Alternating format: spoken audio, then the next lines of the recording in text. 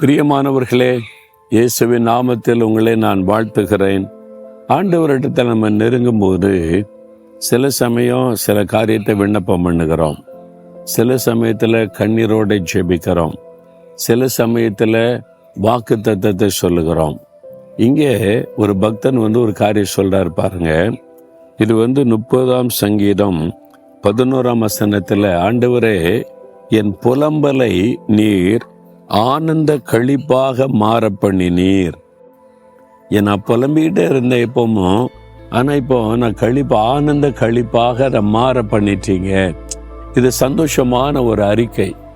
பார்த்தீங்களா, மகிழ்ச்சியை வெளிப்படுத்துவார். ஆண்டவரே நான் எப்பவுமே புலம்பிக்கிட்டு இருந்தேன், கஷ்டப்பட்டுக்கிட்டு இருந்தேன், அதை சந்தோஷமா மாற பண்ணிட்டீங்க, உங்களுக்கு ஸ்தோத்திரம்.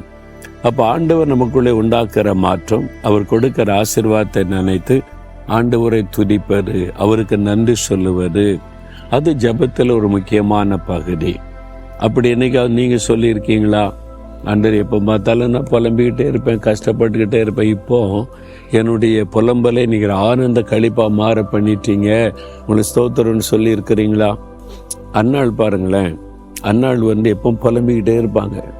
எனக்கு மட்டும் குழந்தை இல்லை, எனக்கு மட்டும் குழந்தை இல்லை, என்னை மட்டும் ஆண்டவரில் வச்சுட்டாரு, அழுதுகிட்டே இருப்பாங்க. கணவர்கிட்ட அழுவாங்க, எப்பவும் துக்க முகத்தோடு இருப்பாங்க. பார்க்குறவங்க, அண்ணால என்னாச்சு உனக்கு, என்ன ஆண்டவர் கைவிட்டுட்டார், என்னை மட்டும் மறந்துட்டார், எனக்கு மட்டும் ஒன்றும் செய்ய மாட்டேங்கிறாரு. ராத்திரிலாம் அழுதுகிட்டே இருப்பா. சாப்பிடமானா இல்லை, கணவர் கூப்பிடுவார், சாப்பிடுமா, இல்லை இல்லை எனக்கு வேண்டாம், சாப்பிட மனம் இல்லை, படுக்கையில் அழுது கொண்டே இருப்பா. புலம்பிக் கொண்டே இருந்த ஒரு பெண் தான் அன்னாள்.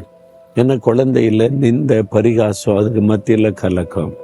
ஒரு நாள் ஆண்டவரிடத்தில் புலம்பினாள், கண்ணீர் விட்டு, ஆண்டவரே மன கசந்து அழுதாள், எனக்கு ஒரு குழந்தை கொடுங்க, உங்களுக்கே தந்துறன்னு எல்லா புலம்பலையும் ஆண்டோடைய பாத்தில் வச்சுட்டாளா. அதன் பிறகு அவள் புலம்பவே இல்லை, கண்ணீர் வடிக்கவே இல்லை, சந்தோஷமா இருக்கிறா, மன மகிழ்ச்சியா இருக்கிறா. அடுத்து சொல்ற, ஆண்டவரிடத்துல இந்த பிள்ளைக்காக விண்ணப்பம் பண்ணினேன், கர்த்தரின் விண்ணப்பத்தின் சத்தத்தை கேட்டு குழந்தை தந்துட்டாரு, நிந்தையை மாத்திட்டாருன்னு மகிழ்ச்சியோடு சொல்லுகிறாள். அதே மாதிரி தான் இந்த பக்தன் சொல்லுகிறார், என்னுடைய புலம்பலை நீர் ஆனந்த களிப்பாய் மாற்றினீர்.